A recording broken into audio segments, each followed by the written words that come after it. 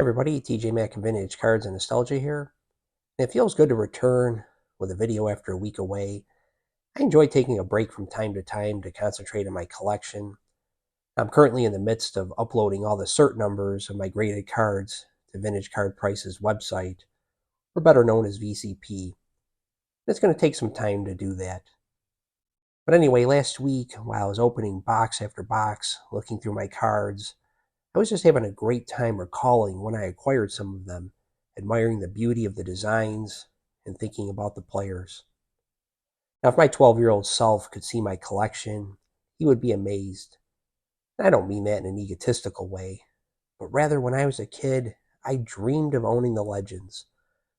And it was all the sports that I liked watching, whether it be through NFL films or when I would watch Home Run Derby after school on ESPN. I was seeing the players that my father and my grandfather talked about, and I just felt that connection. And that's really the heart of my collecting, to fulfill the dreams of that 12-year-old boy and acquiring cards that he longed to own but was unable to. Now, as I was going through a box of 58 and 59 Topps baseball cards, I came across this 1959 Sandy Koufax. Now, have you ever thought about a player and tried to recall the first time you remember seeing a card of theirs?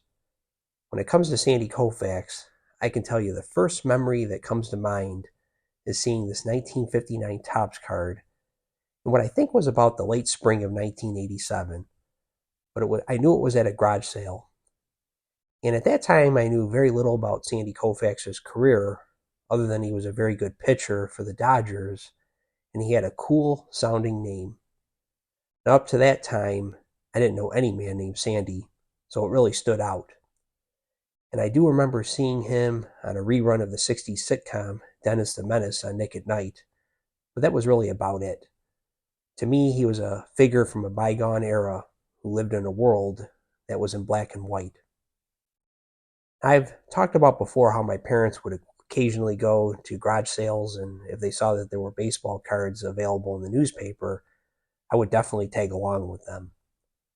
Well, on that spring day in 1987, I recall it being a cool and cloudy Saturday morning as my mom and I hopped in the car and headed over.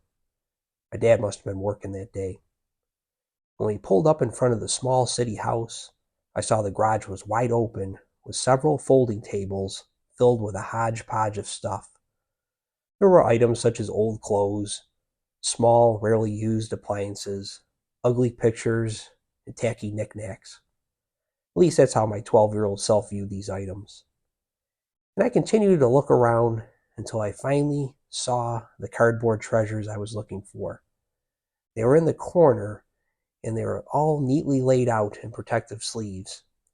That was mostly modern cards, to include the newly released 1987 issues, with some other years thrown in.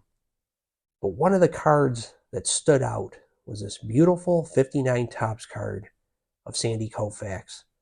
And here you have a smiling Sandy looking off to the side. He has that rich, bright Dodger blue cap affixed on his head. The vibrant yellow on the inset encases the photo and complements it nicely, making this card the star of the show. Even then, I was attracted to vintage cards and wanted that one.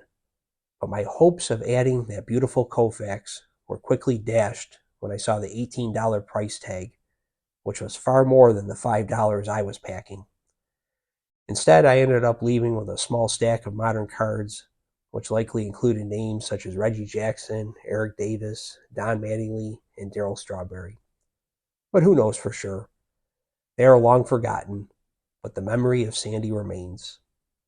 So fast forward about 13 years later, and I recently returned to the hobby as an adult, and this was the first Sandy Koufax I bought. And every time I pick up this card, I'm just 12 years old again. That is the comfort and the solace that this hobby brings me. Now, during my week away, I was able to reconnect with my collection, and I realized that the longer I'm on YouTube, the talk about condition, it just becomes less and less interesting to me. Now, that is not meant as a criticism of my friends in the community who enjoy it. There seems to be far more that do enjoy it than don't. especially when it comes to graded cards. We're not all the same kind of collectors, and I know that, and that's okay. I think I'm probably a little bit different than some in that I buy and show mostly graded cards because that's what I collect. But I really don't enjoy talking and analyzing the condition or the grades of the cards. While there are certain things I look for in each card that I buy, I just view it as a means to an end. The true joy is in having the card in my hands where it can be cherished for years to come. I won't go as far as saying I forgot that over the past week, but I just felt reinvigorated when I looked through my collection and started basking in the memories. I recommend going through some of your cards and trying to remember when you first recall hearing about a player and see what thought pops in your head. You may be surprised. I know I was when I saw that Sandy Koufax.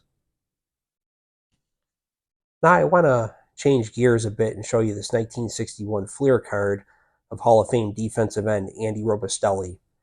Now, Andy was one of the best defensive players of his days. In 14 seasons, he was a 6-time first-team All-Pro and a 4-time second-team All-Pro. If they had kept track of sacks, there is no doubt in my mind that he would have had well over 120, which is a lot. And what I'm discovering as I acquire these cards from 61 Fleer are the interesting write-ups on the back. Rather than statistics, Fleer chose to provide narratives in 1961. While I like statistics, I love stories and history much more, and the 61 Fleer set provides both. Now, many of the photos are taken at stadiums, and I believe this is the first football set that shows game day photos and color photography. I've read about the Giants' awesome defense from the mid-50s into the early 60s that Robustelli helped lead.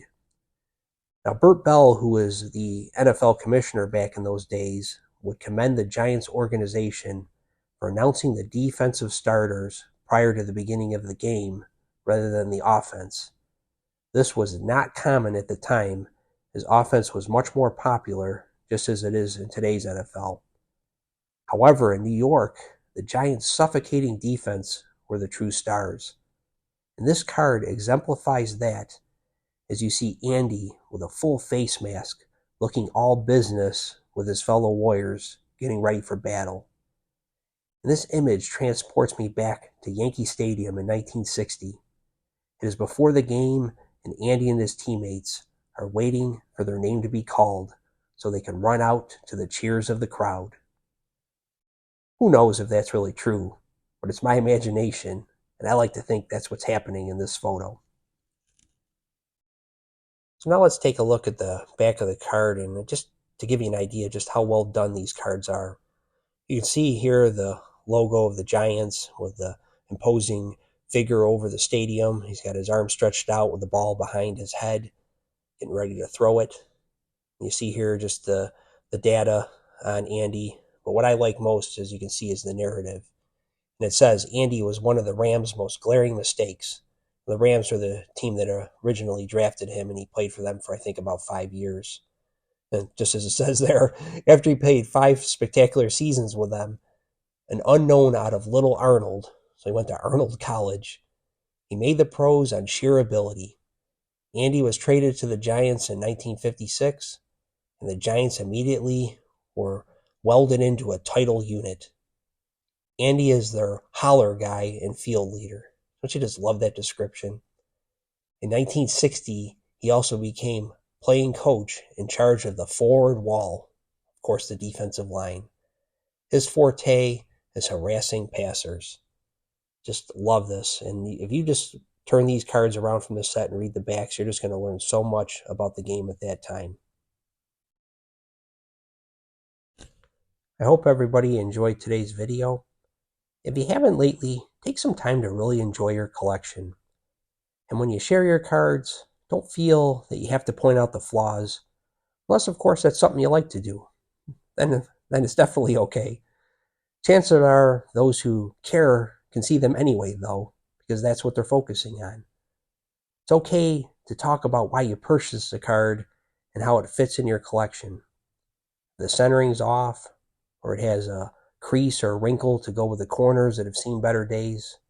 That's okay. Be proud of what you have and take joy in sharing it with others. Have a great rest of the week.